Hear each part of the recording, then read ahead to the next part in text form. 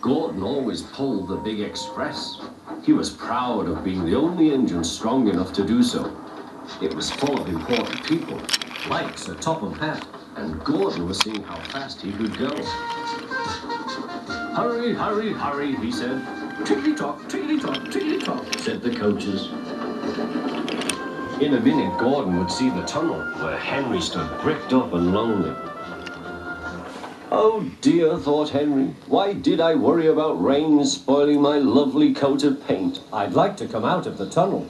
But Henry didn't know how to ask.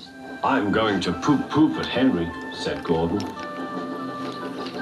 He was almost there when... And there was proud Gordon going slower and slower in a cloud of steam. His driver stopped the train. "What has happened to me?" asked Gordon. "I feel so weak." "You've burst your safety valve," said the driver. "You can't pull the train anymore." "Oh dear," said Gordon. "We were going so nicely too. And look, there's Henry laughing at me." Everyone came to see Gordon. "Huh," said Sir Topham Hatt. "These big engines are always causing me trouble. Send for another engine at once." While the conductor went to find one, they uncoupled Gordon, who had enough puff to slink onto the siding out of the way.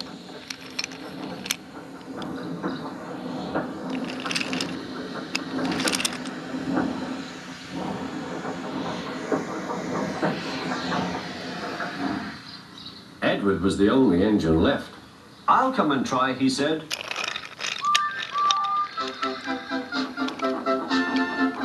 "Huh," said Gordon.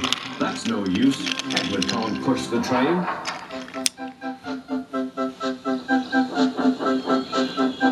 Kind Edward puffed and pushed and pushed and puffed, but he couldn't move the heavy coaches. "I told you so," said Gordon. "Why not let Henry try?" "Yes," said Sir Topham Hatt, "I will." "Will you help pull this train, Henry?" he asked. "Oh, yes," said Henry.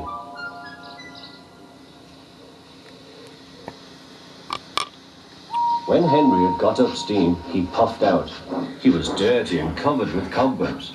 "Oh, I'm stiff, he groaned. "Have a run to ease your joints and find the turntable," said Sir Topham Hatt.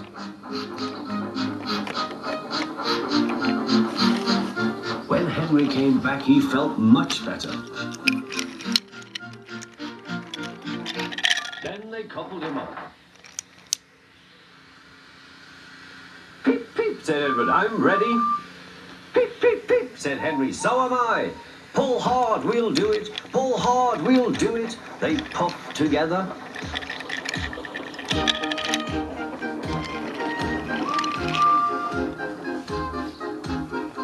"We've done it together. We've done it together," said Edward and Henry.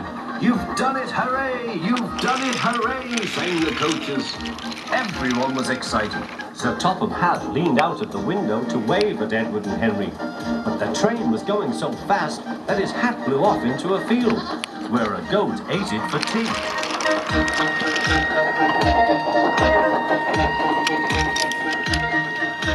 They never stopped till they came to the station at the end of the line. The passengers all said, "Thank you," and Sir Topham Hatt promised Henry a new coat of paint. On their way home, Edward and Henry helped Gordon back to the shed. All three engines are now great friends. Henry doesn't mind the rain now. He knows that the best way to keep his paint nice is not to run into tunnels, but to ask his driver to rub him down when the day's work is over.